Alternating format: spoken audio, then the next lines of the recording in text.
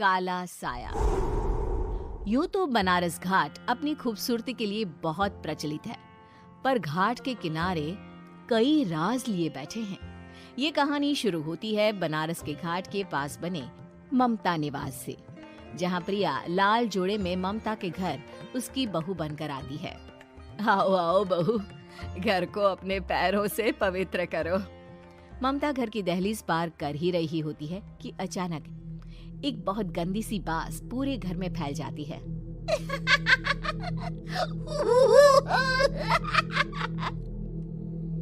ये बदबू और ये आवाजें, ये कौन हंस रहा है माँ? अब ये पड़ोसी ना हमारे थोड़े अलग से है। कहाँ हम शाकाहारी और ये मांस मच्छी खाने वाले।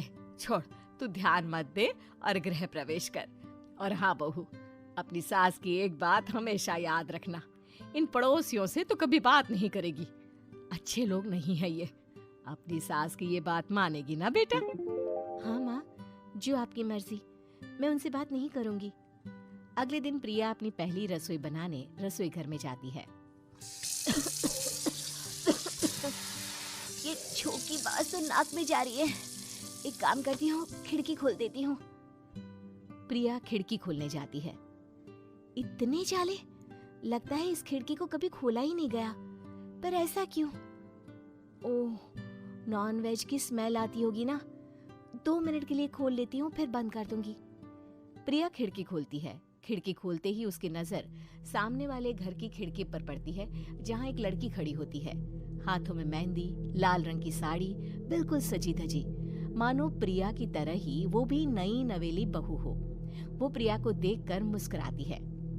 हे भगवान, माँ ने तो इनसे बात करने को मना किया था। प्रिया फौरन ही खिड़की बंद कर देती है और तवे पर चढ़े रोटी की ओर देखने लगती है, पर वहाँ रोटी न होकर मछली पड़ी होती है।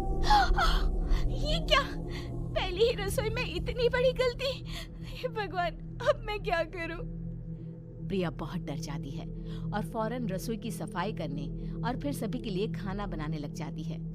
जब वो सबको खाना परोसती है, सब तो ठीक है, मैं बेकार में चिंता कर रही थी। हे भगवान, ऐसे ही बस अपनी कृपा बनाए रखना। रात के वक्त जब सब सो रहे होते हैं, तब प्रिया को पायल की आवाज सुनाई देती है, जिससे उसकी आंख खुल जाती है। ये पायल की आवाज कहाँ से आ रही है?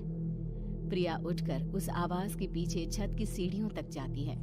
तभी उसे बच्चे के रोने की आवाज आती है। प्रिया छत पर जाती है तो क्या देखती है?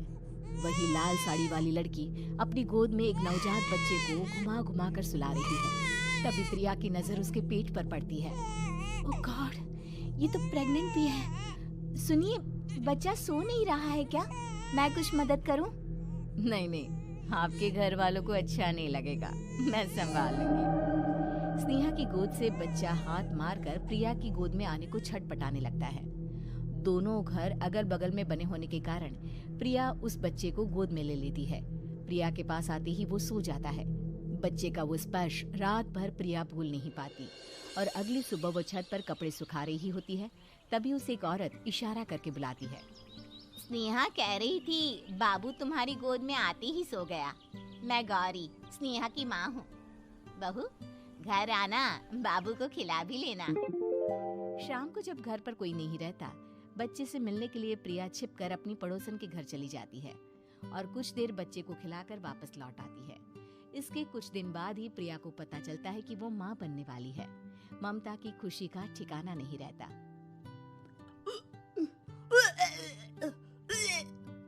माँ जी, पता नहीं क्यों उल्टी आ रही है।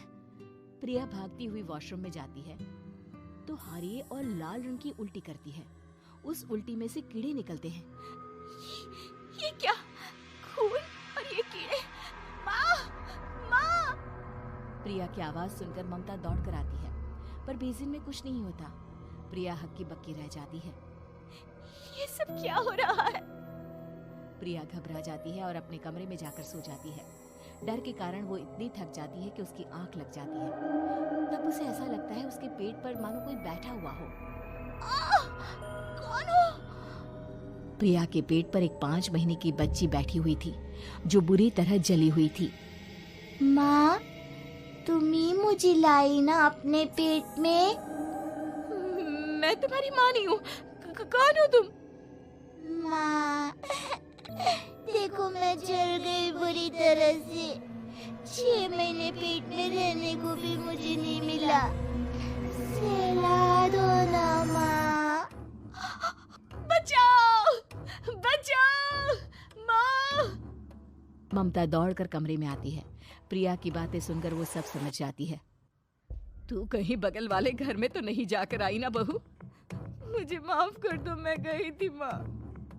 उस घर में सब मरे हुए हैं बहू। कई साल पहले स्नेहा उस घर में बहू बनकर आई थी। कुछ ही दिन में वो एक बच्चे को जन्म देने वाली थी।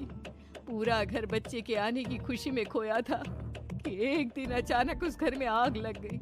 सब बुरी तरह जलकर मर गए। गौरी आज भी दादी बनने का इंतजार कर रही है और इसीलिए स्नेहा ने अपना अजन्मा बच्चा तुम्हारी कोख में डाल दिया। ममता ये कह रही होती है कि पीछे से उसके पैरों को एक बच्चा पकड़ लेता है। दादी, दादी। माँ, स्नेहा की गोद में यही बच्चा था। ये बच्चा कौन है फिर? तेरी मौत है। तेरी भी दादी। जिस चीज का ममता को डर था वही हो गया। ममता निवास के ऊपर मौत ने चादर बिछा दी थी। प्रिया का पेट ऐसे बढ़ जाता है मानो 9 महीने का हो। 2 हाथ उसके पेट से बाहर निकलते हैं। बहू, संतोष को फोन कर, किसी पंडित जी को बुला बहू। प्रिया का पति भागता हुआ घर आता है। ये तो होना ही था माँ। तेरा पाप तेरे सामने आ गया तो तू सह नहीं पा रही है। स्नेहा घर में आग लगी नहीं थी, माँ ने लगाई थी, प्रॉपर्टी की लालच में। और वो बच्चा मेरी पहली पत्नी का बच्चा है, मेरा बेटा, जो कि उस आग की चपेट का शिकार हो गया था। मैंने तुमसे ये सब माँ के कहने पर छुपाया था। मुझे माफ कर दो प्रिया। तुम अगर चाहो तो यहाँ से जा सकती हो। मैं तुम्हें किसी भी बंधन में रखना नहीं चाहता। मेरी शादी हुई है आपसे, मैं आपको छोड़ नहीं सकती, पर उससे पहले हमें स्नेहा, उसकी माँ और बच्चे की आत्मा की शांति करवानी होगी। संतोष और ममता गौरी के घर जाते हैं। अंदर सब कुछ जला हुआ होता है। जमीन पर जली हुई लाशें बिखरी हुई थी। ममता रो रो कर अपनी करने की माफी गौरी से मांगती है। प्रिया स्नेहा के घर वालों का अंतिम संस्कार करवा देती है और ममता निवास फिर से आत्माओं के साए से मुक्त हो जाता है।